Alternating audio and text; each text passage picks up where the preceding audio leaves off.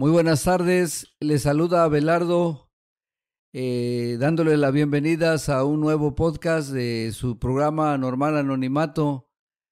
Esta tarde, quiero invitarlos nuevamente a que se suscriban con nosotros, recordándoles que estamos en algunas plataformas, como lo es Spotify, Amazon Music, Apple Podcasts, y también estamos en YouTube para todas aquellas personas que no tienen acceso a las anteriores plataformas mencionadas. En YouTube les hacemos mención, como siempre, que tenemos dos códigos QR. El primero es para enviarlos directamente a escuchar nuestros podcasts. Y el segundo, tenemos la información de mi grupo base, que es el Grupo Reencuentro Veracruz de la ciudad de McHenry, ubicado en el 3815 de la Main Street. Allí también aparecen los números de teléfonos de 2 o 3 contactos para facilitarle a usted, la audiencia que nos está escuchando. Si usted, algún familiar, cree tener problemas con su manera de beber, no dude, en cualquier parte del mundo donde usted se encuentre y tenga acceso a el habla en español o en inglés, nosotros podemos canalizarlo a un grupo o darle la información necesaria. También les dejamos saber que hemos tenido en los programas pasados a la comunidad de Al-Anon invitada, y también ellos nos hicieron el favor de dejarnos su información para nosotros poder dar el informe necesario para todas aquellas personas que lo necesiten. Recordándoles de antemano que este programa es con la única finalidad de ayudar a cada persona que aún está sufriendo en las calles, que no ha tenido o no se ha dado la oportunidad de acudir o de recibir ayuda de algún programa de psicoterapia como lo es Alcohólicos Anónimos. Entonces, pues esta tarde quiero dejarles saber que vamos a tener una invitada muy especial, una dama de nuestra comunidad. Algunas personas a través de los podcasts que hemos hecho en Normal Anonimato me habían pedido, bueno, ya había peticiones de algunas señoritas, algunas jóvenes que pues están confusas, están indecisas, no saben si ya están en la línea del problema del alcoholismo, no, y me sugerían, me preguntaban que por qué no invitaba yo a una mujer que pues que haya llegado joven a este programa, y entonces pues no es fácil. Casi todos los compañeros, especialmente las compañeras de la comunidad, en la comunidad hispana, de habla hispana, no abundan las compañeras que hayan tenido el privilegio de quedarse y de estar en las filas por muchos años. Y esta tarde, pues, como les menciono, vamos a tener a una compañera invitada que llegó joven a estos programas y que se ha mantenido. De hecho, es una gran amiga mía y compañera dentro de la comunidad, que ha tratado de lucharle, de echarle ganas, y ya por muchos años ella pues nos hablará de su experiencia, hablará de las razones por las que se vio orillada a llegar a estos programas de Alcohólicos Anónimos, tal vez las razones por las que tuvo problemas con su alcoholismo. Probablemente nos platique también ya del camino de la recuperación, y también lógicamente que cómo ha vivido el programa de recuperación, y también daremos un énfasis al paso número 10, a lo que es el inventario. Ya lo tocaremos a grandes rasgos. Lo más importante es dar los testimonios, el testimonio de ella, pero sí en la última parte del programa estaremos mencionando el paso 10, algo del paso 10, de cómo hacemos ese autoexamen diario de conciencia, cómo recurrimos a él, cómo nos ayudamos para seguir manifestando esta recuperación que hasta el día de hoy pues nos ha mantenido sin tomar. Pues sin más que agregar, Le doy la bienvenida a Adriana. Adriana, muy buenas tardes, gracias por acompañarnos. Buenas tardes, personas alcohólicas, no alcohólicas que nos escuchan. Abelardo, muchas gracias por esta invitación. Mi nombre es Adriana y soy alcohólica, miembro de esta gran comunidad de Alcohólicos Anónimos. Espero que esta tarde lo que les podamos contar, lo que puedan escuchar acerca de la enfermedad del alcoholismo, acerca del procedimiento, cómo hemos estado dentro de un programa de recuperación, pues las personas que no estén convencidas de que realmente tienen una enfermedad, porque esto sabemos, Abelardo, que es una enfermedad, no es un problema ni es un vicio, sino realmente es una enfermedad, y esperemos que a través de este programa y la audiencia pueda hacer un clip o pueda encontrar a lo mejor una solución para sus oídos en este momento. Sí, muchas gracias. Mira, pues qué bueno que aclaraste esto de que es una enfermedad que arrastra a mucha gente, que no tiene prioridades, como lo dice alguno de nuestros capítulos, no respeta credos ni razas, es una enfermedad que llega parejo a todos. Me gustaría que nos platicaras, si nos quieres compartir más bien, o sea, esto se va a escuchar en muchas partes. Gracias a Dios estamos llegando a algunos países diferentes de los que son nuestro México y de lo que es aquí Estados Unidos, y hay muchas mujeres jóvenes que están pasando, y nos gustaría que nos compartieras, tú lo tienes a bien, ¿cuál fue la razón por la que tú crees que en algún momento tuviste tu primer encuentro con el alcohol?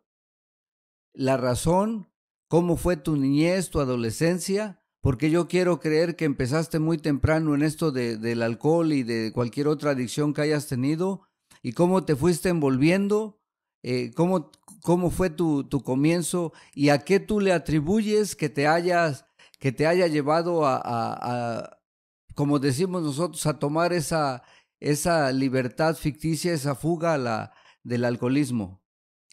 Bueno, pues como ya me presenté, soy Adriana, soy alcohólica. Pues mira, a una corta edad realmente tenía como 14 años. A mí me gustó siempre el baile, la música.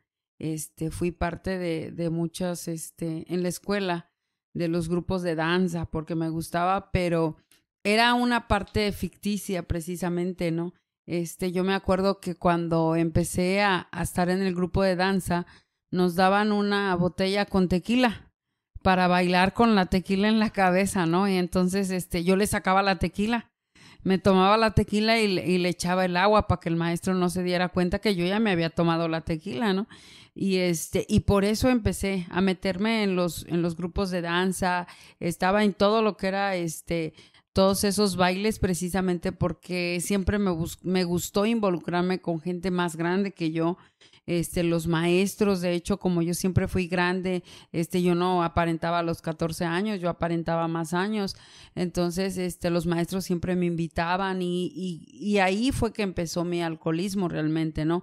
Yo siempre he dicho que cuando yo bebía, yo disfrutaba mis borracheras, o sea, al principio se disfruta, ¿no? Al principio, crees que ese es tu lugar favorito, ¿no? Y yo se lo acudijaba porque yo decía que era en ese momento que yo entraba a bailar, ya media borracha, pues en ese momento se me olvidaban todos los problemas que yo tenía con mi familia, ¿no? Mi madre, estaba aquí en este país, en Estados Unidos, nos había dejado muy pequeños, yo llegué a vivir con mi abuela a la edad de 5 años. Entonces nunca tuve ese cariño de mi mamá, nunca tuve un abrazo de mi papá. Entonces esa era mi forma de sentirme arropada, caliente con el alcohol, ¿no? Cuando yo tomaba se me olvidaba que yo vivía con mi abuela, que vivíamos en una situación precaria, y entonces el alcohol a mí me daba vida, el alcohol a mí me daban ganas de seguir adelante, pero en ese aspecto, en el aspecto mal, pues porque me gustaba el baile y todo el tiempo me llevaban y me traían para allá y para acá, pero había momentos en el que nos íbamos un fin de semana, porque pues ya ves que allá que las fiestas patrias y en México para todo hay puente, ¿no? Que puente de Día del Niño, el Día del Papá y se agarra el puente 3, 4 días y entonces nos íbamos y ya cuando yo regresaba pues yo ya regresaba bien feliz, pero porque yo ya había estado borracha durante esos días. Sí, fíjate lo que son las cosas y la audiencia, las mujeres que van a escuchar este programa, porque muchas de las veces tienen el punto de vista de que el hombre es el único que pasa estas circunstancias. Y lo que son las cosas, ¿no? Te conozco de muchos años, pero nunca habíamos entrado al terreno moral de dónde nació nuestro impulso para acercarnos al alcohol, las fugas, las razones, y fíjate lo que son las circunstancias, compartías esta experiencia y me hacía recordar, pues yo no me crié igualmente con mis padres, me crié con mis abuelos, y una manera de mirar la vida diferente a los niños que crecen con sus papás. A grandes rasgos, yo recordaba que cuando yo entré a la primaria se siente bien diferente, o sea que te lleva a tu abuela, a mi caso, y los niños son malos dicen que los niños hablan la verdad, pero en mi caso se burlaban mucho, luego me decían, oye, ¿y cuándo viene tu papá y tu mamá? No los hemos visto en algún bailable, eso. Y esas cosas te van como incrustando un poco de dolor, un poco de frustración, un poco de miedo y esas cosas. Y yo no sé si quieres compartir un poco más de estas cosas morales en la niñez y en la adolescencia antes de hacer contacto, de las que tú creas, porque hay mucha gente ahorita, mucha muchacha, jovencita que te va a escuchar y que están pasando esas circunstancias, pero lógicamente que no saben qué hacer.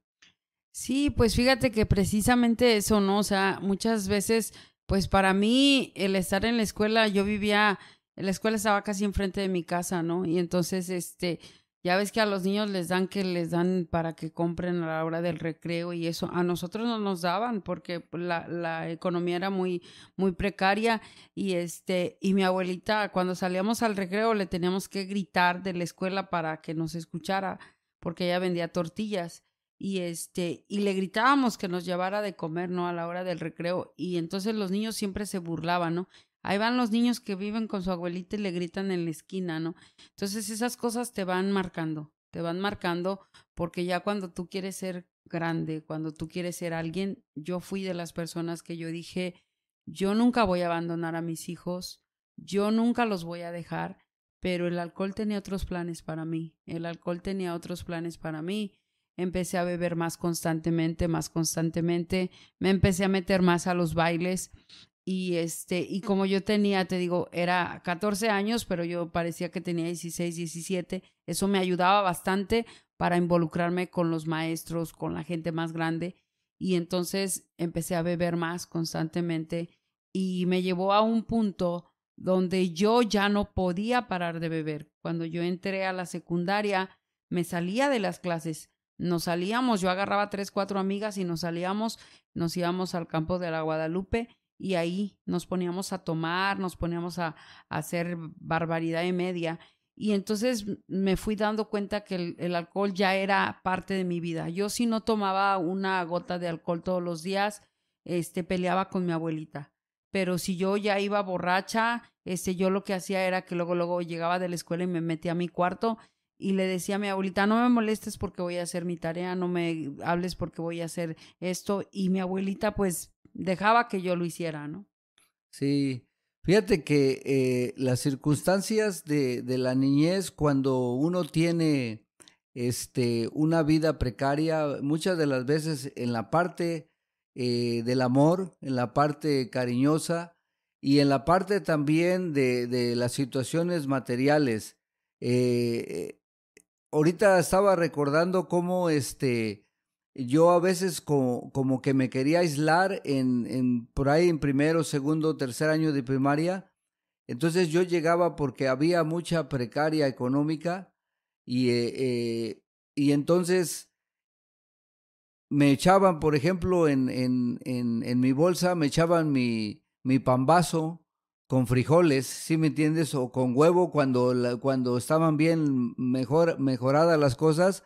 Entonces yo veía algunos chamacos que llegaban con sus sándwiches. De hecho, yo tengo una fijación en mi cabeza que dice la psicología que se queda ahí. Yo veía a los muchachos o los chamacos de esa edad que llevaban hasta sus cajitas como al tamaño del sándwich y que los llevaban con lechuga, con tomate, 2, 3 rebanadas de jamón. Y entonces yo me iba solo a comer porque yo desde bien temprana edad sentía yo el sentimiento de la vergüenza, o sea, de ese jacal donde vivía con los abuelos, a mí me daba vergüenza y muchas veces fui burlado por los chamacos porque llegaba a veces con la nariz llena de humo porque usábamos esos famosos, no había electricidad en ese tiempo ahí donde vivía con los abuelos y entonces usaban unos candiles que en la noche pues te llenaban la nariz de humo y yo veía que se me quedaban viendo los chamacos y ellos de qué se ríen y siempre nunca falta un chavalo amigo que me decía, no, pues límpiate la nariz, pero esas cosas a mí pues me daban mucho dolor, vergüenza y en el fondo me fueron creando resentimientos muy profundos, sí, muy profundos. Entonces, por ejemplo, independientemente de esto, de que toqué un poco el tema del resentimiento profundo, a pesar de que tu madre estaba acá ya en los Estados Unidos, o sea, no llegaban las remesas como decimos el día de hoy, o sea, y eso se escuchaba y había molestia, ¿no? Sí, muchas veces, pues, ahora con los años, ¿no? Ya se llega a entender eso que, aunque vivas en este país, el que no trabaja no come. Y en México es totalmente diferente, ¿no? En México puedes a lo mejor no trabajar y seguir comiendo, pero aquí en este país no es así. Entonces, pues ella no mandaba lo suficiente. Nosotros éramos 4 que estaban con mi abuelita, vivíamos con mi abuelita. Y esa era una forma, cuando yo me empecé a meter al alcohol, cuando yo empecé a beber más, esa era mi forma de vengarme de mi madre. O sea, yo decía, como mi abuelita me cuidaba, y entonces a mi mamá lo único que le importaba en ese momento, yo soy la única mujer, tengo 4 hermanos, pero ella decía que lo único que le importaba era que yo no saliera embarazada. Entonces, para mí eso me molestaba, me dolía, porque ella no quería saber si yo estaba bien en la escuela, cómo iba yo en la escuela. No, a ella solamente le importaba y le reclamaba a mi abuelita todo el tiempo que yo no fuera a salir embarazada. Entonces, para mí, eso me fue adentrando más al alcohol y cada vez que bebía me acordaba de las palabras que me decía mi madre, ¿no? Que lo único que ella no quería era que yo saliera embarazada. Y entonces poco a poco le fui agarrando mucho resentimiento. Entonces cuando yo bebía, yo muchas veces en un cuartito, en una esquina, no, yo les digo que yo no soy como los alcohólicos borrachos tradicionales que se emborrachan con Vicente Fernández y con todas esas canciones, ¿no? Yo, me emborrachaba con las canciones del Tri, del Aragán, del Tri, del Niño Sin Amor. Yo era, el Irán Roll tiene una canción que dice, María, has perdido media vida entre la droga y el alcohol. Pues yo era la María de la canción, ¿no? O sea, todas esas cosas porque yo no sentía amor de mis padres, porque yo sentía que a ellos lo único que les importaba en ese momento es que yo no saliera embarazada.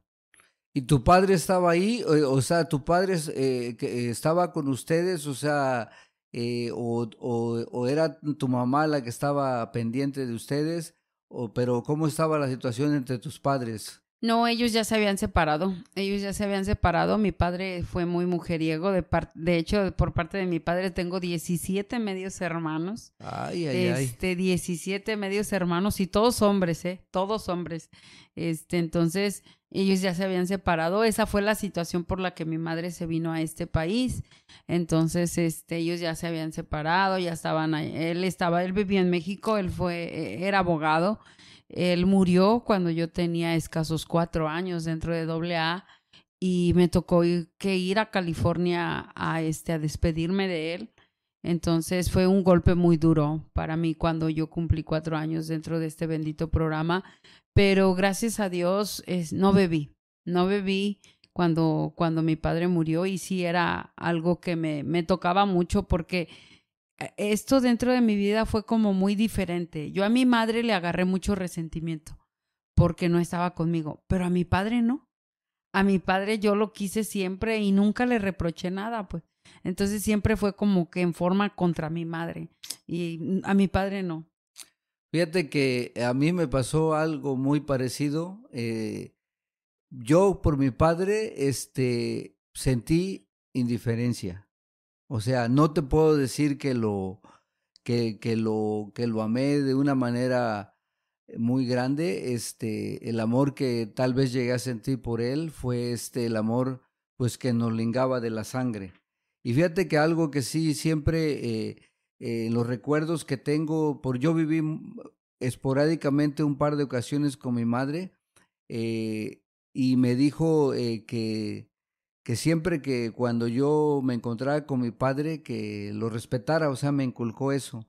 Y siempre sentí indiferencia por él, o sea, siempre en mis borracheras, en mi dolor, en mi resentimiento, era contra la señora que me había dado la vida. Y ese dolor me llevaba a mí siempre a la botella. Entonces, a los 14 años, ¿cuál fue tu primera sensación? Aparte que le robabas el alcohol al de la danza, o sea, ¿qué fue tu primera sensación del encuentro con el alcohol? O sea, porque cada uno tenemos diferentes sensaciones con ese encuentro.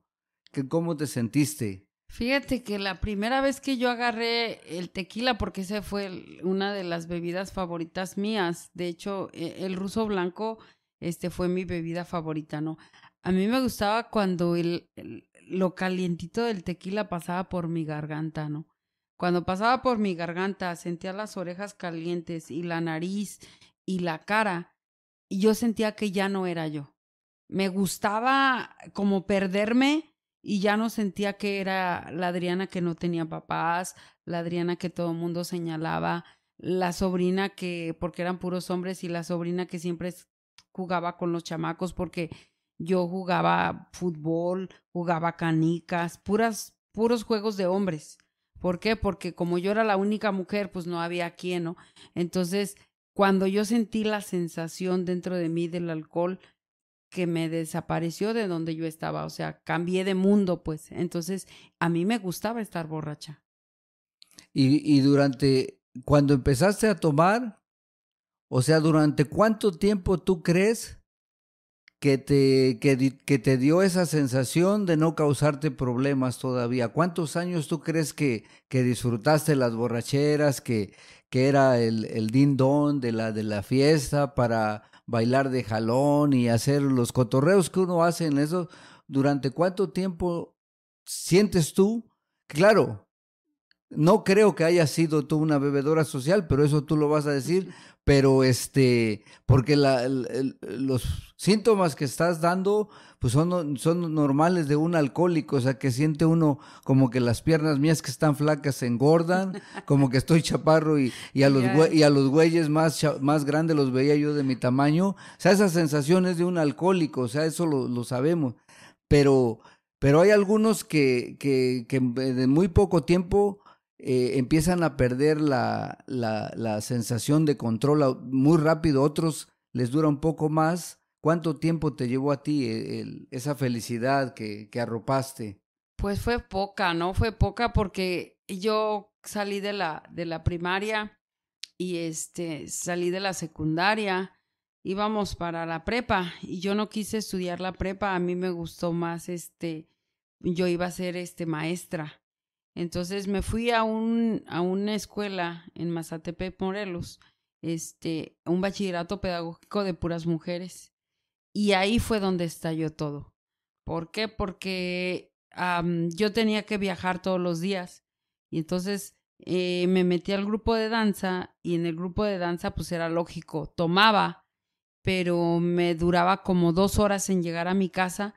Y entonces cuando yo me bajaba en Alpuyeca, yo me tenía que fumar 3 cigarros, ahí empecé a fumar 3 cigarros, casi 2 cajas de chicles para poder llegar a mi casa, que no llegara ya con aliento alcohólico, porque ya eso ya iba incrementando, ya no era que nada más me tomaba la botella que me daban para bailar, no, ya yo buscaba la forma y la manera de poderle encargar una botella al muchacho que llevaba las botellas, y así empecé constantemente a tomarme 3, 4 botellas por semana. Pero todavía como que guardabas un poquito de temor a la abuela, me imagino. Porque a mí a mí me duró 2 años nomás. Yo a los 2 años le agarré el lazo al abuelo con el que me madreaba y le dije, no, hasta aquí. Y de ahí, yo les digo, yo compré un boleto que me duró de ahí después 18 años de mi vida más. Sí, porque ahí, o sea, compré la libertad completa, el libertinaje. Y a ti, ¿al cuánto tiempo tú le perdiste el respeto a la familia, a la abuela y a todo mundo y te valió un cacahuate y le diste con todo? Pues ya que iba a cumplir 17 fue cuando le dije, un día llegué y mi abuelita me dijo, bueno, tú vienes borracha. Le dije, si vengo borracha, ¿a ti qué te importa? Tú no eres ni mi mamá para que me estés diciendo nada, ¿no? Ahí explotó la bomba. Y entonces mi abuela le habló a mi mamá y le dijo, te la tienes que llevar, porque yo no la aguanto aquí. Yo no la soporto, ella llega a la hora que quiere, no obedece a nadie, llega borracha y dice que es su vida, que ya va a cumplir 18 años y que no le importa.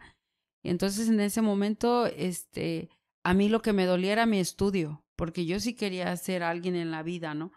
Pero mi madre dijo, me voy a ir por ella, y un día llegó mi madre sin decirnos nada. Agarró boleto de aquí de Estados Unidos y llegó allá y dijo, te vas porque te vas.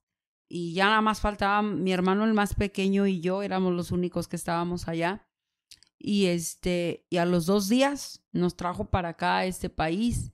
Y cuando llegué a este país, yo juré y perjuré que solo cumplía 18 años y que yo me iba a regresar a México a terminar mi carrera.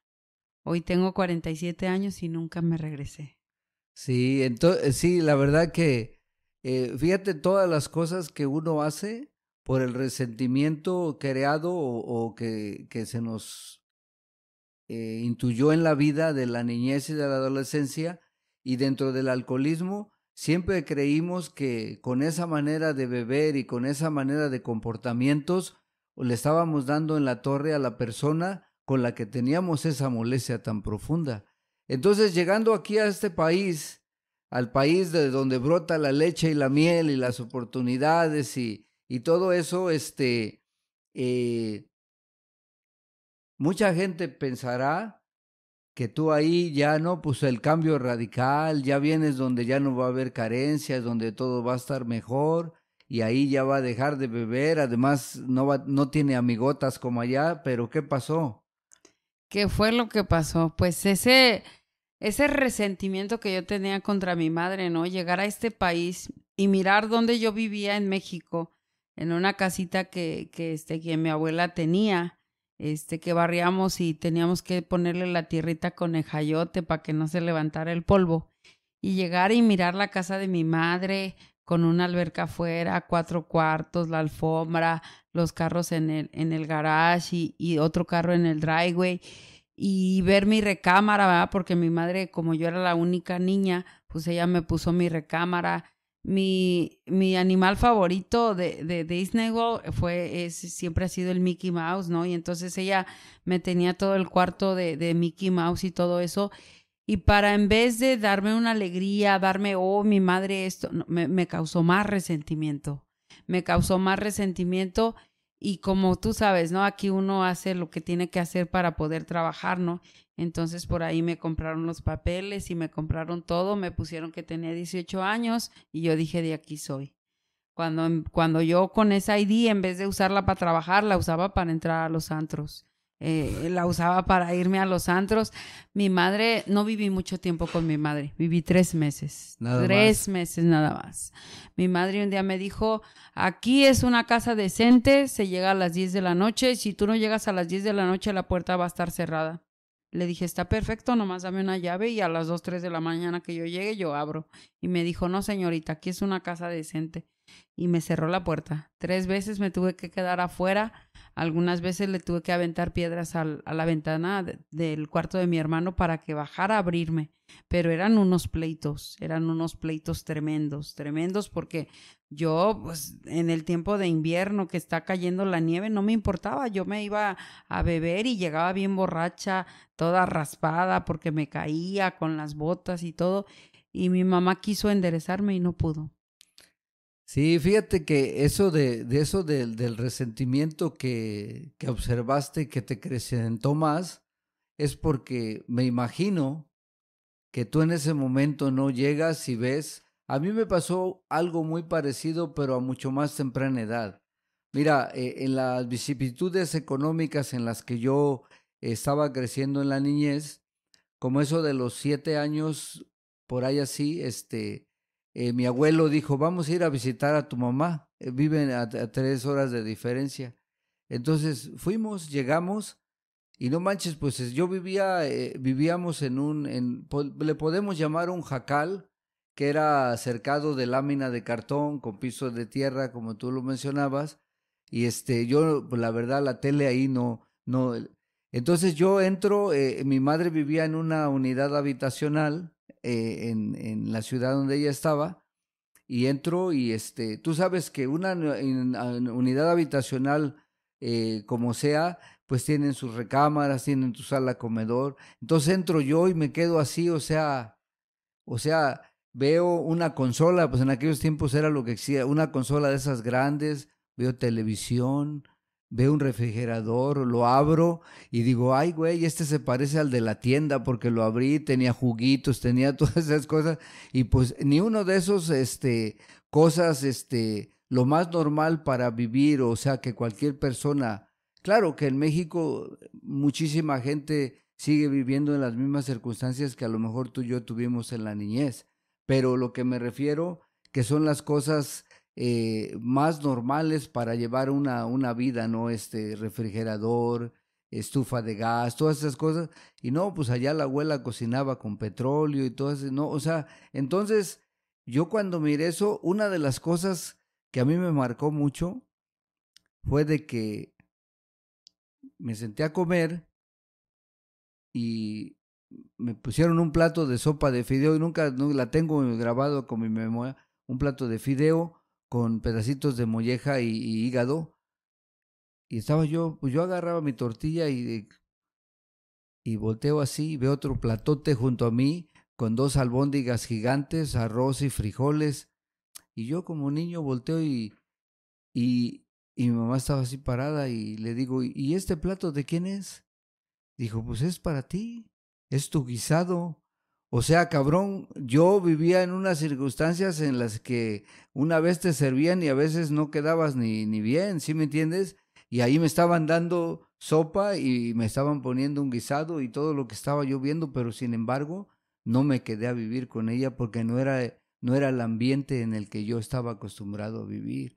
Entonces, yo entiendo lo que tú sentiste cuando dijiste, no manches, o sea, mi jefa viviendo de esta manera, cabrón, aunque tú sabes, en este país todo lo tienes, todo lo debes, pero, pero no manches, y nosotros allá, cabrón, o sea, echándole agua del nijayote al polvo para que no se levantara, o sea, eso cala y duele y se crea más dolor y a veces hay pleitos y peleas. Entonces, después de esos, a los 3 meses decidiste salirte y te fuiste con una amiga o ya algún acomedido te habló a la oreja. Imagínate, ¿no?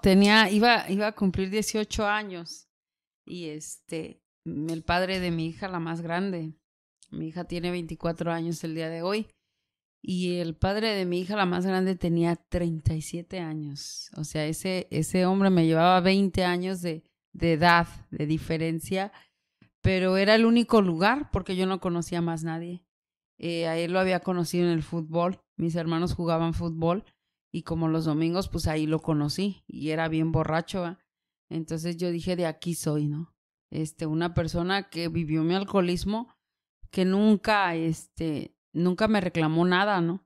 Me fui a vivir con él y vivía en un basement con él aquí en la 14 y la Vernos Par ahí en Waukegan. y y eran borracheras que nos poníamos los fines de semana, ¿no? Y el primero que caía para abajo era el que ahí se quedaba, ¿no? Y nos agarrábamos, peleábamos, todo, ¿no? Pero esa fue la primera fuga que yo encontré, ¿no? Un hombre de hoy en día, que te puedo decir, yo tengo 47 años, él tiene 67 años. Un anciano ya. Un anciano ya, porque yo trabajo con un señor el día de hoy, tiene 67 años y yo lo veo y digo, ay no, ¿en qué cabeza estaba cuando yo tuve que irme con ese hombre, no? Y ahí empezó, o sea, el viacrucis del alcoholismo bien remarcado a darlo todo por beber y por todo lo que venía en camino. No sé si nos quieras compartir a grandes rasgos, o sea, los siguientes años antes de tocar el fondo ya. Pues fueron casi prácticamente 3 años y medio. A él nadie lo quería de mi familia prácticamente porque pues era un hombre mayor, ¿no? Mi mamá decía que él fuera mi padre, ¿no? Entonces nos fuimos de aquí, nos fuimos para el estado de Oregon. Él trabajaba en el TG Fridays de Gurnee, y en aquellos años iban a abrir un TG Fridays allá en Washington State, y nos fuimos a vivir para allá. Pues era la misma. Llegué a vivir con unas personas que pues yo no conocía tampoco, ¿no? Dormíamos en la sala. Los primeros años dormíamos en la sala porque no había un cuarto para nosotros. Y lo primero que yo me compré cuando yo llegué a ese lugar fue un mueble que se abría, un mueble chiquito, se abría de las puertas y tenía así la entrada donde me cabía un 12. Entonces, ahí yo me ponía mi 12. Me compré un estéreo. Eso fue lo primero que me compré cuando yo trabajaba, cuando empecé a trabajar allá en Oregon. Me compré un estéreo y ese mueble que compré en la segunda y me lo puse ahí en una esquina, ¿no? Me ponía mis audífonos porque los chamaquitos que vivían ahí brincaban y no me dejaban dormir. Y yo decía, ay, estos chamacos y así, ¿no? O sea, una pelea interna. Pero yo me iba a las 5 de la mañana a trabajar y regresaba a las 2 de la tarde, y antes de llegar a la casa yo pasaba por mi 12 y me tomaba el 12. Yo a las 7 de la noche ya estaba fumigada con mis audífonos, me ponía a cantar y te digo las canciones que yo escuchaba y todo. Ya a las 7 de la noche yo ya estaba fumigada, me había acabado el 12. Eso fue incrementando. Ya después no me alcanzaba el 12. Ya después me tenía que ir comprando un 12 y otro seisito hasta que llegué a tomarme un 24 por día. Un 24 por día. Y eran pleitos con el marido. Ya después nos dejaron un cuarto y ya eran pleitos con él. Con él solamente viví 2 años. Tuve a mi hija la mayor y ahí empezó mi verdadero alcoholismo. ¿Hubo violencia con él? Sí, bastante. Bastante hubo violencia. De hecho, yo me burlaba, fíjate. Cuando él una vez, me golpeó, yo le hablé a la policía y a él lo mandaron a Alcohólicos Anónimos y le dieron 17 horas para andar juntando basura en los parques. Cuando a mí me tocó la contraparte, a mí no me mandaron nada más por ir, ¿no? A mí me mandaron 3 años Alcohólicos Anónimos con un grillete en el pie. Pero ¿tuviste a tu niña en esos 2 años en los que viviste con él? Tuviste a tu niña y cuando en el embarazo dejaste de tomar, ¿no? Por normalidad. Alguna gente que he conocido no lo hace, pero por normalidad tú sí te restringiste en ese momento. Pues tenía 3 meses de embarazo y como que se me quería venir el embarazo. Sí, entonces fui al doctor y la doctora me dijo, si usted no deja de beber, va a perder a su criatura. Entonces yo dejé de beber por los siguientes 6 meses, pero era una desesperación horrible, horrible. Yo no disfruté el embarazo de mi hija. Yo lo que quería era que naciera. Yo quería que naciera ya para poder yo seguir bebiendo, ¿no? De hecho, a esa niña no le di pecho. No le di pecho porque yo lo que quería era seguir bebiendo. Y cuando ella nació, seguí bebiendo hasta que ella cumplió 2 meses y medio de nacida. Y ahí fue cuando realmente tenía un mes de nacida prácticamente ella. Yo me metí en un problema muy, pero muy grande. Perdí mi residencia de Estados Unidos. y la policía me paró, me mandaron a corte, estuve en la cárcel. Precisamente en esta fecha, ¿verdad? En mayo del 2001, el 1 de mayo del 2001 caí a la cárcel y salí el 9 de mayo del 2001. Me puse mi última borrachera el 10 de mayo del 2001. Para festejar. Para festejar el Día de las Madres. Estaba subiendo, el gobierno me había quitado a mi hija, la mayor, y estaba subiéndola a un avión. Yo vivía en el estado de Oregón y la estaba subiendo a un avión donde ella venía directamente a la casa de mi madre, porque el gobierno me la quitó y me dio la chance de entregársela a una persona que fuera residente de este país, que tuviera una economía buena y que tuviera una familia estable. O sea, una custodia para tu niña. Y yo sé que tú todo esto ya lo has trabajado, lo has superado, pero lógicamente que somos humanos y se remueven fibras morales, es normal.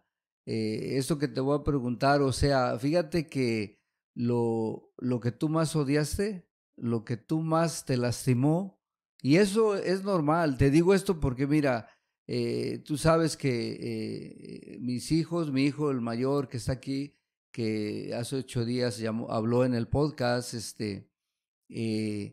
yo les he platicado que, o sea, una de las cosas que más me lastimaron era la manera de vivir, esa situación deplorable en la que me encontré en la niñez, en mi adolescencia. Yo en algún momento pensé que eso nunca se lo iba yo o sea que a él principalmente, que era el mayor, y desgraciadamente, o sea, repetí igual o peor el patrón de conducta, porque ellos de muy pequeñitos, estuvieron viviendo en un jacal cercado de láminas de cartón en la capital del estado de Veracruz, en Jalapa, una ciudad grande, pero donde hay una enfermedad tan profunda y tan arraigada del alcoholismo, y existe una persona como yo y como tú, o sea, no importa dónde estés, o sea, la miseria la transmites doblemente. Y entonces, ¿por qué te decía que vamos a tocar un poco la fibra moral? Porque, o sea, lo que tú más te dañó emocional, sentimental, espiritualmente te mató, se lo retribuiste, o sea, y digo retribuir, o sea, te sucedió, y de una peor manera, al estar quitando, o sea, tu hija no la estabas dando tú, o sea, te la estaba quitando el gobierno. Sí, fíjate que yo al inicio decía, no, lo que tanto le critiqué a mi madre, lo que tanto le aborrecí. El abandono, ¿no? El abandono, y por lo que tanto me resentí, y yo decía, yo nunca voy a hacer eso con mis hijos. No, yo no lo hice, yo hice cosas peores. Porque exactamente lo que tú deseas ahorita, mi madre tuvo el valor suficiente para dejarnos con mi abuela. Dejarnos porque se tenía que venir para darnos un futuro mucho mejor. Yo no la estaba dejando. A mí el gobierno me la había quitado por mi forma de vivir, por mi forma de beber y cómo me comportaba en la sociedad, ¿no? Yo tuve que perderlo absolutamente todo. O sea, yo perdí todo. Para llegar a AA, perdí mi hija, perdí mi residencia, perdí, entre comillas, al marido que tenía. El gobierno me mandó a un programa que se llama Centro de Familia, porque cuando él me dijo, te voy a mandar a Alcohólicos Anónimos, yo le dije, no me mandes a Alcohólicos Anónimos, ahí Alcohólicos Anónimos es de lo peor, ahí puro viejito decadente, y yo soy joven, yo tengo 22 años, ¿cómo me vas a mandar ahí? Y el juez me dijo, tienes razón, no te voy a mandar ahí, te voy a mandar a un centro de familia, donde te van a ayudar. Y entonces me mandó al centro de familia. La psicóloga me dijo, ¿tienes problemas? Me dieron un cuestionario, me dijo, ¿tienes problemas con tu forma de beber? No, yo rapidito le puse que no. Dijo, ¿tienes problemas con tu marido? No, ¿cuál marido? Pues si ya no vivía conmigo. ¿Tienes problemas en tu trabajo? No, pues yo vivía del gobierno. El gobierno me mantenía. Y entonces, por ahí yo creo que contesté una que sí. Llegó y empezó a mirarlo, y cada vez que leía una pregunta me volteaba a ver. Y otra, y me volteaba a ver. Y entonces ella me dijo, Bueno, señora, aquí le vamos a enseñar a ser mamá. Le dije, ¿cómo que me van a enseñar a ser mamá? Le dije, si yo ya tengo una hija. Y me dijo la psicóloga, es que ser mamá y ser papá no es traer hijos al mundo es saber cuándo están enfermos, cuándo les duele el estómago, cuándo necesitan de usted.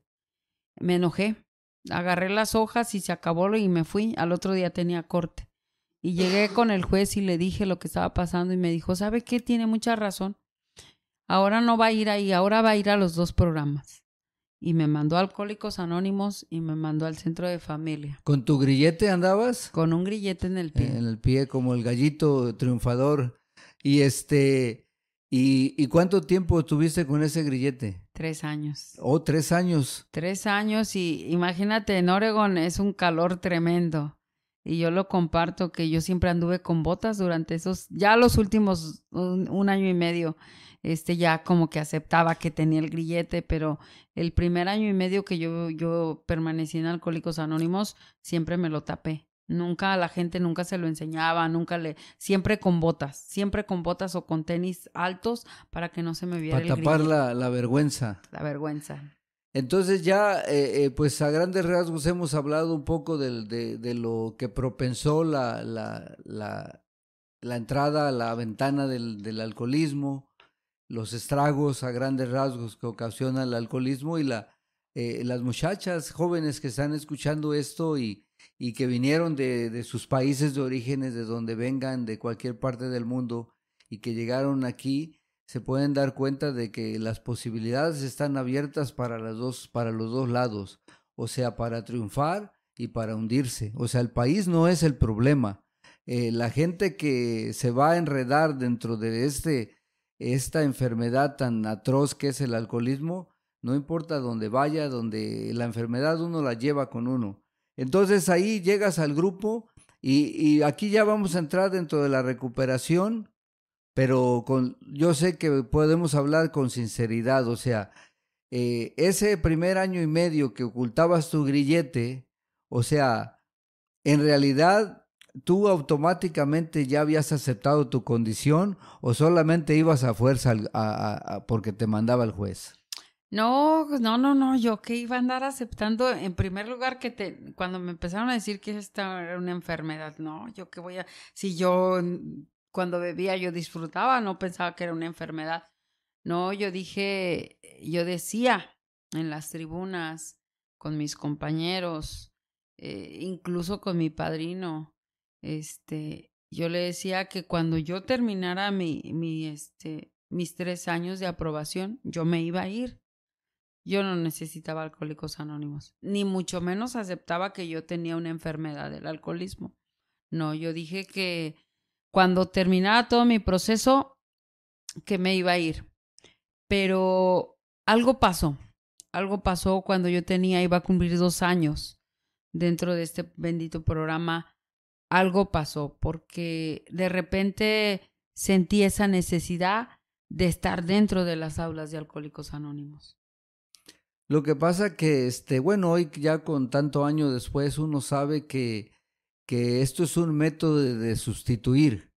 O sea, los bailes, las cantinas, ese elixir que es un lubricante social que es el alcohol, pues lógicamente tenemos que encontrar una manera de sustituirlo y lo mencionamos de esta manera porque la audiencia piensa que nosotros somos gente aburrida al dejar de tomar. Y no, en la comunidad de Alcohólicos Anónimos, dentro de las agrupaciones y más dentro del programa, o sea, se muere a esa, porque, por ejemplo, ya cuando dices tú que algo pasó, estás hablando ya de entrar dentro de la aceptación. Pero después de la aceptación, después de aceptar que se tiene un problema, tenemos que recordar que la solución a este problema nos va a dar los dividendos para poder alcanzar esa vida útil y feliz. O sea, se muere la vieja personalidad, la que no funcionó, la que no sirvió, y empieza a renacer una persona que lógicamente el camino también tenemos que dejárselo saber a la gente, no es una cosa sencilla, ni siempre va a haber un cielo completamente azul, o sea, se tiene que caminar a veces en cristales rotos para para poder tener los dividendos que este bendito programa le da a uno. O sea, ¿cómo fuiste tú digiriendo los pasos de este programa? ¿Cómo tu recuperación? ¿Cómo ya dentro del grupo, después de esa aceptación, cómo empezaste a trabajar este programa y a qué te empezaste a tener que doblegar, a qué ingobernabilidades, a cómo te empezaste a entregar de lleno a ese poder superior? Sí, o sea, ¿cuál fue tu trabajo a grandes rasgos para poder ser, o sea, tener, vamos a decirlo de esta manera, la calidad de vida que uno adquiere y la sobriedad y la vida alegre y feliz que ofrece el paso 12? ¿Cómo fue tu proceso? Pues fíjate que cuando yo empecé a aceptar realmente que tenía un problema con mi forma de beber y realmente era una enfermedad, lo primero que fue empezar a recuperar, luchar por lo que había llegado yo a AA, que en ese momento pues yo había llegado porque el gobierno me había quitado a mi hija la mayor. Entonces yo empecé por ese lado, empecé a practicar un poquito de lo que dice el paso 1, ¿no? La aceptación. Y luego el ver que me empezaron a decir que creyera en algo más grande que yo, ¿no? Que hablamos de un poder superior en ese segundo paso. Y cuando ya le entregas tu vida y tu voluntad al cuidado de Dios, cuando yo empecé a soltar todo eso y le dije a mi padrino lo que yo quería hacer, yo quería recuperar a mi hija. Entonces, él me dijo que sí se podía, pero que yo tenía que empezar a trabajar precisamente con esos pasos, empezar a liberarme y empezar a aceptar lo que yo había sido. Por eso dice que el programa dice lo que nos aconteció y lo que somos el día de hoy, ¿no? Entonces, empecé por ese lado y fue un proceso fuerte porque era un pleito con mi madre. Acuérdate que yo estaba resentida con ella. Y yo estaba en AA y seguía resentida con ella. Entonces era un proceso bastante doloroso porque iba a ir a la corte, a enfrentar a mi propia madre, a quitarle a mi hija, porque ella no me la iba a dar de las buenas a primeras, ¿no? Y así empezó. Empezamos un pleito legal con mi madre, pero los alcohólicos siempre estuvieron conmigo. Los AA siempre me dijeron que sí se podía, pero que no lo hiciera. Mi padrino me decía que si yo quería hacerlo por dañar a mi madre, no lo hiciera. Pero que si yo quería recuperar a mi hija por recuperar lo mío como madre, como hermana, como mujer, que lo hiciera. Pero que si solamente era para recriminarle a mi madre el resentimiento que yo tenía porque yo decía, es que ella se quiere quedar con mi hija porque le quiere dar a mi hija lo que a mí nunca me dio. Entonces, esa era mi pensar mío. Entonces, mi padrino me decía, si lo piensas de esa manera, no lo hagas, porque eso no va a funcionar. Entonces, tuve que empezar a cambiar, empezar a pensar realmente por qué quería recuperar yo a mi hija.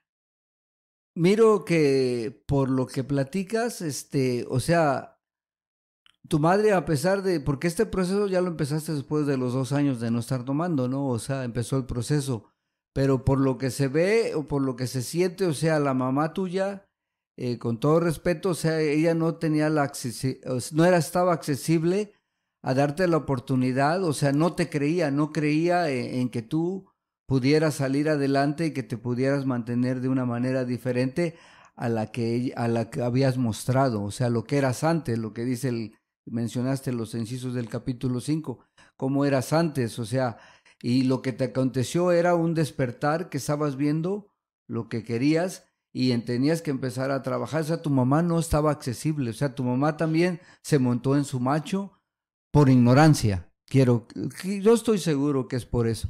Sí, no, ella, aparte de ignorancia, ella decía que yo solamente venía a Alcohólicos Anónimos, nada más que nunca iba a dejar de beber. O sea, mis hermanos son bebedores sociales. Ellos sí pueden ir a una fiesta, unas 2, 3 y ya, ¿no?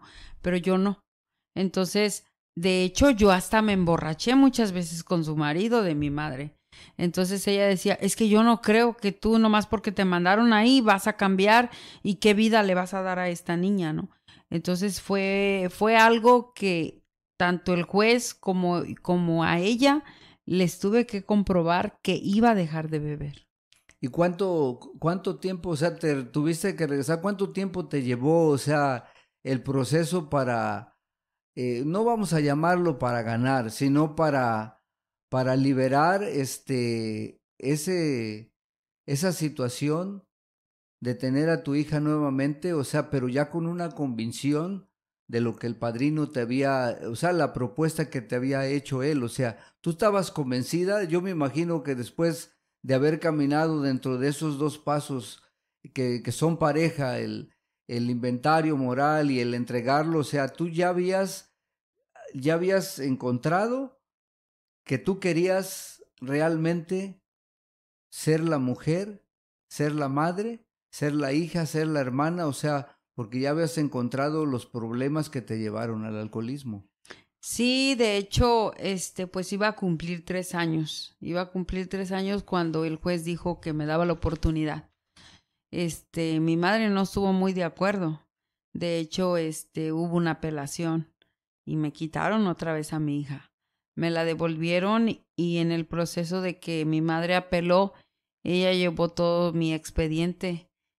Casi eran 1000 hojas del expediente que yo tenía con la policía y que yo había estado en la cárcel y todo eso. Entonces, ella llevó todo eso con el juez de aquí, con un juez de Illinois, para que no me dejaran a mi hija y me la volvieron a recoger. Me la recogieron, ella tenía 3 años y ya hablaba y yo me acuerdo como si fuera ayer. A ella la levantaron del kinder y se la llevaron a ese centro para que la fueran a recoger. Y cuando yo fui a mirarla, ella me decía, no me vayas a dejar aquí, mejor déjame con mi abuelita, pero no me vayas a dejar aquí. Y en ese momento para mí explotó. Explotó porque dije, si no se la dan a mi madre y se queda aquí, ella va a sufrir mucho. Entonces ahí fue donde yo rompí el resentimiento con mi madre y le hablé por teléfono y le dije, si te la quieres quedar, quédatela, pero ya no hay que pelear. Entonces ella fue y quitó todo y me dijo, está bien, quédatela tú, pero trátala bien, cuídala. Y entonces la teníamos así, ella y yo. La compartían. La compartimos, tuvimos que hacer eso. Fíjate las maravillas que hace este programa, y ahorita a grandes rasgos tú mencionaste una reparación de daños. Fíjate aunque no es del paso que vamos a hablar, estamos hablando de tu camino de la recuperación. Fíjate lo que dice el paso 9, dice que una rencilla o una molestia o un resentimiento de tanto año, o sea, el peso lo alivianaste con una llamada telefónica, o sea, con derrotarte tú, con una llamada telefónica y derrotarte por algo que estabas decidida a que tu hija se quedara mejor con tu mamá, a que tuviera o sea, el amor genuino de madre nació en ese momento. Ahorita no sé si tú hayas escuchado una anécdota del Salomón, del rey Salomón, uno de los reyes más sabios de la historia, que le llegan dos mujeres peleando por la custodia de un niño, de un bebé, y lo saco a colación porque me llegó ahorita a la memoria, el rey David, lo que él único le había pedido a Dios era sabiduría. Digo, perdón, el rey Salomón. Y entonces, cuando llegan estas dos mujeres peleando por el bebé, el rey Salomón le dice a su guardia, dijo, trae una espada, dijo, una espada, y pártelo a la mitad al bebé, dijo, y dale la mitad una y la mitad al otro. Inmediatamente, el amor real, el amor profundo, el amor maternal surgió inmediatamente, y la madre, que era la verdadera madre, le dijo, no, mi rey, que se lo quede ella mejor. Entonces agarró y le dijo, no, dáselo a ella porque ella es la verdadera madre. Eso fue lo que te nació a ti en ese momento. Y sin saberlo, estabas haciendo una reparación de una rencilla, de un resentimiento, de un dolor de tanto año tan profundo. O sea, el amor que te nació en ese momento estaba haciendo una reparación de un daño tremendo que traía una manifestación para que tu niña tuviera lo mejor en ese momento. Y después de que empezaron a compartir la custodia, ¿en qué momento ya tú te quedaste con tu niña permanentemente? Fíjate que en ese año, desafortunadamente, el esposo de mi mamá fallece y entonces, tengo que traer a la niña para que se despida de él. Él estaba en el hospital y cuando la traje, se despidió de él y en ese momento él le pidió a mi mamá, él le dijo a mi mamá que ya Sandra viviera conmigo para siempre, porque ya ellos ya no iban a estar como familia. O sea, él desafortunadamente ya sabía que iba a fallecer. Y entonces, en ese momento ya mi madre me dijo, llévatela, cuídala. Y desde ella cumplió 3 años y desde esa fecha hasta el día de hoy, pues mi hija sigue viviendo conmigo. Qué maravilla. Y esto, mira, este programa y todos los programas que hacemos, pero este en específico es para... Hay mucha gente ahorita escuchando, que lo va a escuchar. Este programa va a salir el domingo, siempre sale los domingos. Más estas muchachitas que están pasando por esos procesos de derrotismo, por el alcohol, por drogas. Ahora ya toda la juventud tiene, aparte del alcoholismo, a otras adicciones y que se encuentran ahorita en la misma situación que te encontraste tú, o sea, que les han arrebatado sus niños, que les han quitado sus hijos. Aquí el gobierno no se anda con miramientos como en México, que hay manipulación y con un billete se puede arreglar, ¿no? Aquí, o sea, las cosas se manejan de lo más recto y a veces hasta injusto también, o sea, porque imagínate, yo sí aplaudo mucho todo lo que tuviste que vivir, porque el dolor, precisamente el dolor es la piedra angular del crecimiento. Y fíjate, todo el proceso que tuviste que vivir para aceptar que tenías un problema con tu manera de beber y para hacer un cambio pertinente. Y fíjate que ahorita, a grandes rasgos,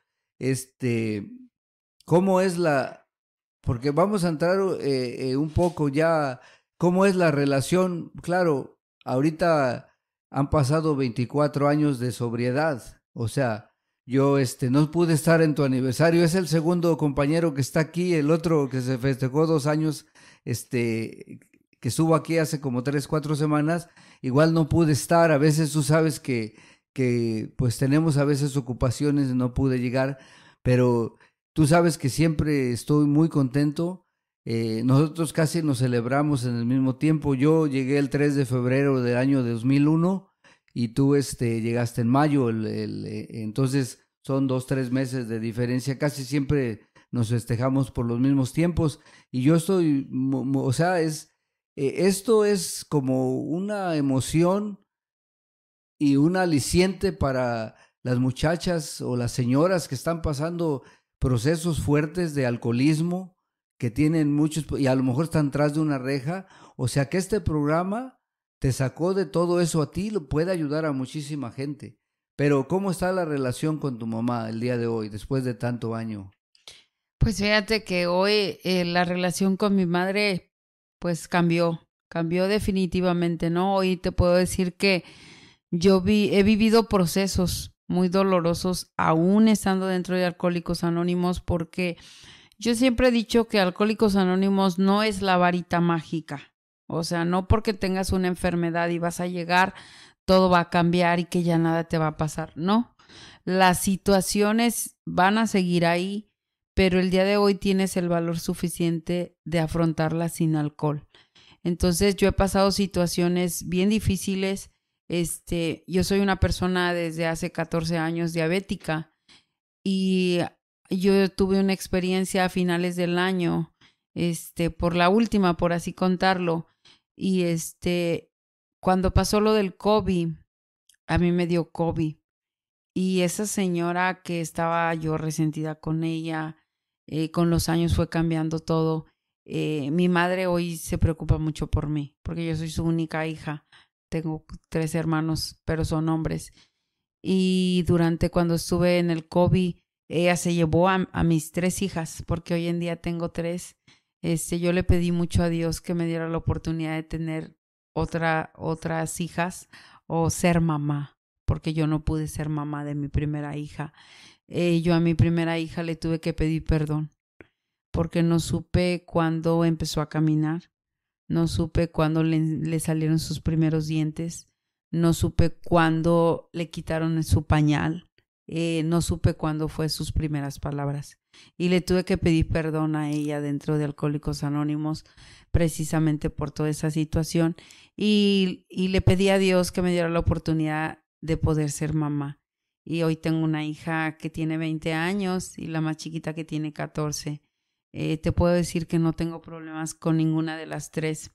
La mayor es una niña de 24 años que esa llega y me dice, mamá, ya vine de mi trabajo. Y hoy tenemos una relación muy buena con mi madre. Hoy yo me puedo sentar a platicar con mi mamá, a decirle lo que me duele, a decirle lo que me pasa. Y ella siempre está ahí. Ella siempre está ahí. Cuando el COVID, ella durante todo el mes que estuve en el apartamento, ella me llevaba de comer, de almorzar, de cenar y me llamaba y me decía, come, no te sientas mal, come, aquí estamos, tus hijas te necesitan. Y en diciembre, este año que pasó, yo tuve una situación que tuve un mes en el hospital y igual, de la misma manera, mi mamá hoy en día, te puedo decir que el domingo pasado, el Día de las Madres, hoy me pide, porque soy muy buena para cocinar, y me pide, vente, tráeme las quesadillas ya de chicharrón prensado, le gustan mucho, ¿no? Y entonces el domingo allá estuvimos, el día 10 de mayo, con mis hermanos, con mis hijas, y todo eso ha cambiado gracias a Alcohólicos Anónimos. Y algo de lo que habla el paso 10 es eso. Hoy en día, cuando me llego a molestar, porque todavía me llego a molestar con ella, ¿no? Le llamo y le digo, no me hagas caso, ma, yo estoy media loca. Allá al ratito voy para allá. Pero aún así, todavía me cuesta un poco.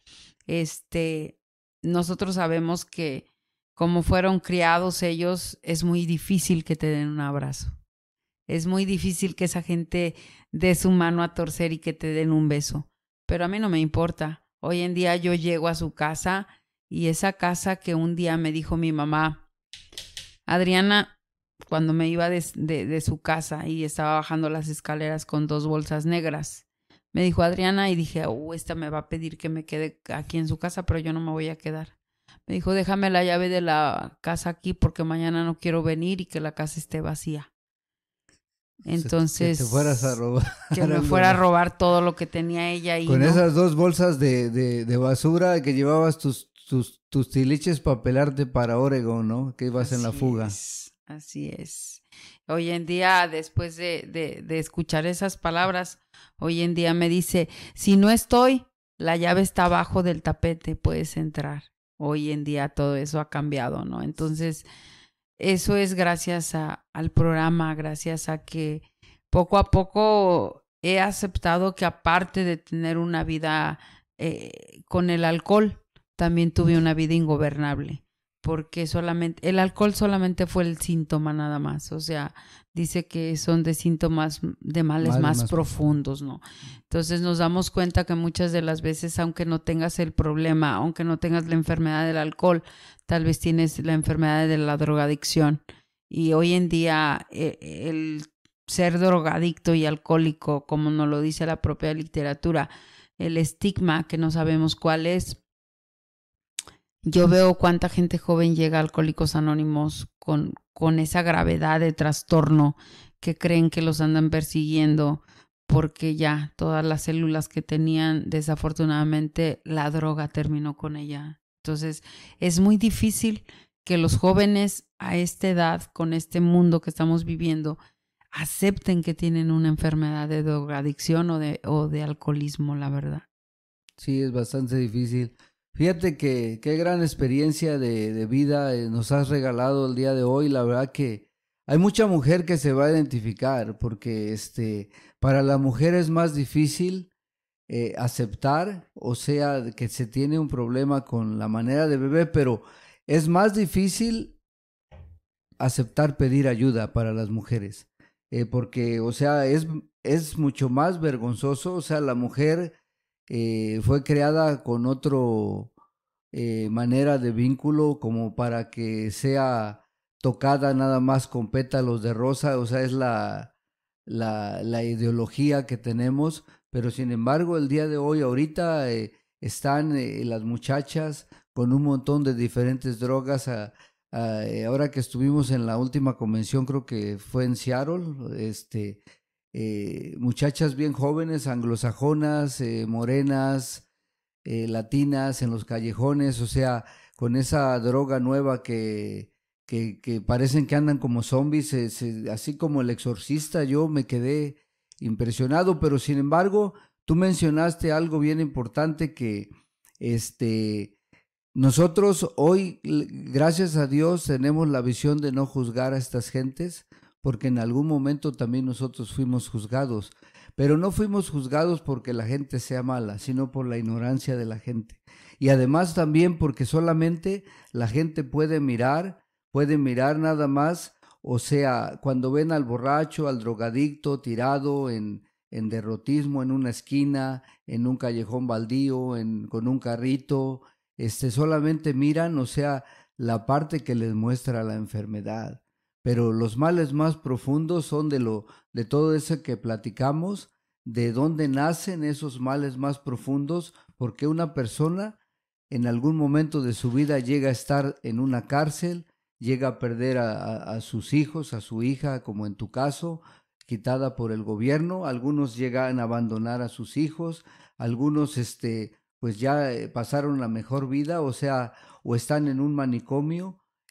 ¿Por qué? Porque el mal profundo y desidioso de esta enfermedad que afecta el alma de una profundidad como no lo hace. Y esta enfermedad es tan juzgada por la ignorancia de la sociedad. Por eso, fíjate que este programa de Anormal Anonimato no nació de una idea mía. Mi hijo, el mayor, que es el que hace la parte técnica de este programa, yo tengo de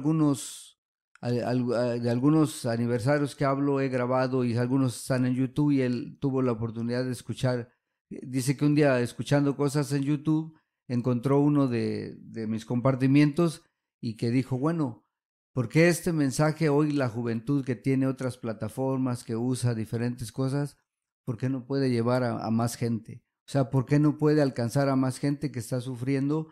Entonces antes del Día del Padre compró todo este equipo y me dijo, lo compré para que empecemos a hacer unos podcasts como ve. Le dije, no, bueno, pues sí, deja empezar a hablarle a mis compañeros, a mis amigos, a la gente que está interesada en compartir su experiencia y está interesada en dar, porque fíjate que este paso 10 nos habla en alguna parte donde dice que aprendemos a dar sin recibir nada a cambio. Por primera vez, nosotros que siempre fuimos de puro agarrar, de donde fuese, el día de hoy nos desprendemos. Yo estoy muy contento de que estés aquí esta noche compartiendo con nosotros, compartiendo con la audiencia. Para terminar, solamente dos cosas. Dejarle a saber a la gente esto del paso 10 que dijiste, que, o sea, nos seguimos enojando, seguimos teniendo nuestro carácter, pero cuando nos equivocamos el día de hoy, o sea, tenemos la certeza de que nosotros no podemos mantener ya esa molestia por largo tiempo. A veces en el mismo día tenemos que recurrir a hablar, a pedir la paz, o a veces cuando mucho, pues al otro día dices, ¿sabes qué? Discúlpame, con compañeros de trabajo. O sea, hay detonadores que van a vivir con nosotros toda la vida, como por ejemplo el de tu madre. A mí también hay cosas que a veces hay comportamientos que me detonan esa molestia y de momento me molesto, pero al otro digo, no, ¿sabes qué? Retráctate, porque el problema es que el más dañado y más perjudicado somos nosotros. El paso dice que no podemos vivir. El resentimiento a nosotros nos mata. No sé si quieres regalar algo de cerca de eso. Fíjate que hace poco yo pasé una situación precisamente porque mi madre a veces me dice, mira, no hagas esto. Yo tenía una salida hace 15 días, tenía una salida para Miami, para Orlando, Florida. Y entonces ya tenía todo, el boleto y todo el rollo, ¿va? Y yo ya me iba a ir muy feliz y contenta. Yo ya había hablado con mis hijas y me iba a ir, ¿no? Entonces, nos tocó ir con la abogada y siempre mi mamá me acompaña. Entonces la abogada me dijo, mire señora, yo le recomiendo que no salga. Ahorita la Florida está muy feo y que no salga, ¿no? Y ya, salimos de ahí y yo todavía dije, ay, yo voy a ir. A mí qué me importa, yo voy a ir, ¿verdad? Y mi mamá me dijo, mira Adriana, si vas y te pasa algo por allá, ni cuentes con nosotros, porque tú estás tomando tu decisión y yo voy a tomar la mía. Solamente que ahora sí me dijo, antes de que te vayas, me firman los papeles de la custodia de la más chiquita, porque ya las otras dos están grandes. La más chiquita tiene 14 años. Me dijo, porque no quiero que esa niña ande rodando de allá para acá y de aquí para allá. Y me fui molesta a mi casa. Y dije, ay, yo como quiera me voy a ir, de todas maneras ni me va a pasar nada. Así estuve toda la noche, no pude ni dormir. Al otro día cuando me levanté, dije, a lo mejor y mi mamá tiene razón, ¿no? Y le hablo y le digo, ma, ¿qué estás haciendo? ¿Ya saliste del trabajo? Sí, dice, y te voy a esperar allá en la casa para que vayas a firmar los papeles de Angie. Le digo, no, es que no voy a ir. Y me dijo, oh, ¿no vas a ir? Le dije, no, no voy a ir. Oh, está bien, dice, porque ya estábamos pensando qué es lo que íbamos a hacer con la niña, ¿no? O sea, porque ella hoy en día se preocupa por mí, pero también ella me dice, si son decisiones tuyas, yo no puedo hacer nada, ¿no? Entonces, hoy en día trato de que las decisiones que hago, hacerlas como para bien, también para los demás, porque mucho tiempo fuimos como el asadón, solo para nosotros y para nosotros, y a veces hacemos decisiones egoístas, ¿no? Y yo creo que ahorita no quiero echar a perder esa relación con mi madre que tengo, porque ha habido momentos en los que ella ha puesto todo sobre la mesa conmigo y no quiero volver a pasar por ese resentimiento que tuve contra ella, ¿no? Sí, pues a veces sabes que el egoísmo se disfraza de justificación y y qué bueno que hemos entendido, y digo hemos porque pues caminamos en los mismos aranceles de la recuperación y hemos entendido que el día de hoy, o sea, los resentimientos y la ira, pues son para gente que está más preparada que nosotros o que no tuvo que vivir tanta cosa como la que pasamos nosotros y vernos tan envueltos en una enfermedad de alcoholismo tan profunda. No podemos darnos esos lujos. O sea, al día de hoy tenemos que aceptar de que hay cosas con las que nosotros no podemos lidiar. Entonces, se las dejamos a Dios y pues decía el osito, sí lo conociste al oso, decía, pues es que hay cosas que, por ejemplo, el dinero se tiene que pagar con dinero, no se paga con sueño. Entonces, cuando entregamos las cosas al de allá arriba, nosotros sabemos que podemos dormir tranquilos. Adriana, para terminar, me gustaría que a grandes rasgos a la audiencia, especialmente a las mujeres jóvenes y de diferentes edades, les dieras un mensaje de esperanza, una invitación para esa gente que no cree que este programa podría ayudarles a ellas, una motivación para las muchachas jóvenes o las mujeres de diferente edad que están nuevas en los grupos también. Son dos diferentes tipos de mensajes que ya están ahí dentro de los grupos, pero que también están lidiando con me quedaré, no me quedaré, esto será para mí.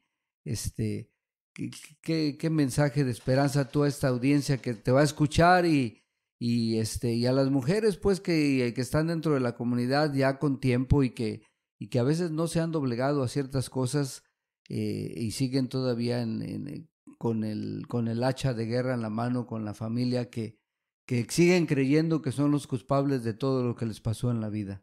¿Qué puedes decirles? Pues mira, primero que nada, muchísimas gracias por haberme invitado. Más que ayudarte, me ayudaste a mí, ¿no? Yo acabo de cumplir 24 años en este bendito programa y me festejo o realizo la junta abierta precisamente por esa situación, porque en los grupos a veces no se quedan las mujeres porque todavía tienen ese miedo de enfrentar su realidad, ¿no? De enfrentar que realmente tenemos una enfermedad llamada alcoholismo. Y la muchachita que me coordinó a mí mi reunión el sábado acaba de cumplir 1 año y la quise poner a que coordinara mi junta precisamente para que escuchara los testimonios más que de mis compañeros de mis hijas. Mis hijas tienen la oportunidad de hablar y yo siempre les digo, no nada más a las mujeres, a todos los que llegan a Alcohólicos Anónimos, este programa funciona, este programa me salvó la vida. Si usted no ha ido a la cárcel, evíteselo, yo ya fui por usted. Si usted no ha perdido sus hijos, evíteselo, yo ya los perdí por usted. Si no ha perdido una familia, evíteselo, yo ya los perdí por usted. No deseche lo que no conoce. Este programa te puede ayudar a que puedas vivir una vida totalmente diferente a como vivías antes, sin remordimiento, sin culpa, sin temor, y que puedas vivir realmente una vida tranquila, que no en este país sabemos que vivimos al corre, pero muchas de las veces te detienes un poco y ves que este programa, en mi caso muy personal, a mí me ha ayudado a cambiar y a vivir de una manera totalmente diferente que ni yo misma te puedo decir que me imaginé que iba a llegar a cumplir tantos años dentro de este programa. Entonces, a las personas que nos están escuchando, dense la oportunidad de ir a una reunión. Tal vez a lo mejor este programa es para ustedes, tal vez a lo mejor no, pero tal vez tienen por ahí a alguien que sufre de la misma manera que nosotros hemos sufrido y que hemos compaginado algo, ¿no? Dice por ahí que vamos a hablar con el lenguaje del corazón y muchas de las veces el lenguaje del corazón es eso, volver a revivir las heridas para que alguien escuche, para que alguien diga, eso me pasó a mí y puedo cambiarlo. Qué bueno. Pues muchas gracias, Adriana, por haber aceptado el venir a compartir tu experiencia con la audiencia, con nosotros, con los compañeros en la comunidad. Yo quiero recordarles, mira, la razón por la que nosotros no damos número de teléfonos aquí es para evitar situaciones incómodas, pero si usted que acaba de escuchar la experiencia de Adriana se identifica de alguna otra manera, les quiero recordar que en la página de YouTube va a aparecer en el recuadro, aparecen 2 códigos QR. En uno de ellos aparece la información del grupo Reencuentro Veracruz, que es mi grupo base, y ahí hay unos números de teléfono. Comuníquese si usted se sintió motivada, se sintió con una esperanza, se siente afligida, se siente que algo de lo que escuchó esta noche le puede servir a usted y tiene la visión o quiere comunicarse directamente con Adriana. Yo con mucho gusto, en cuanto usted se comunique ahí con alguno de nosotros le hacemos llegar el mensaje y los pondremos en contacto. También queremos decirles que se suscriban, que nos sigan, que compartan estos programas con sus familias, con sus amigos, con aquella gente que cree que no lo necesita. Esto es para alcanzar a todas aquellas gentes que están sufriendo y que no saben que hay una solución. Dejarles saber que estamos en Spotify, estamos en Amazon Music, Apple Podcasts y como les decía yo también en la página de YouTube. El Grupo Reencuentro Veracruz tiene su propia página en el Facebook, también por ahí hay información para que se contacten. Estamos en el 3815 de la Main Street, pero este es solo un grupo. En el estado de Illinois tenemos alrededor de 85 a 100 grupos de habla hispana, y en todo el mundo la comunidad de Alcohólicos Anónimos es un árbol gigante con ramas interminables para alcanzar y poderlo canalizar a usted o a un familiar, a cualquier grupo para el cual usted necesite ayuda. Adriana, muchísimas gracias por aceptar esta invitación, por estar con nosotros. Estoy muy agradecido. Yo siempre termino, yo por muchos años seguía un guía espiritual que siempre decía este mensaje, decía: obedezca a Dios y deje las consecuencias en sus manos. Y en este programa pues sabemos que la obediencia es un punto de partida. Sin la obediencia y sin Dios nosotros no somos nada. Adriana, qué halagado me siento de compartir este espacio contigo, de que hayas aceptado venir aún con tus ocupaciones, y muchísimas gracias. Las mujeres van a estar encantadas de escuchar a una mujer que hoy, pues ya tú te balconeaste que tienes 47 años, pero llegaste de 23 años a esta comunidad y te has mantenido sin tomar, y eso es algo que se tiene que aplaudir. Muchas gracias por aceptar. Muchas gracias. Pues a todos, compañeros, buenas noches. La audiencia, gracias por escucharnos. Somos sus amigos de Anormal Anonimato. Dios los bendiga, buenas noches y felices 24 horas.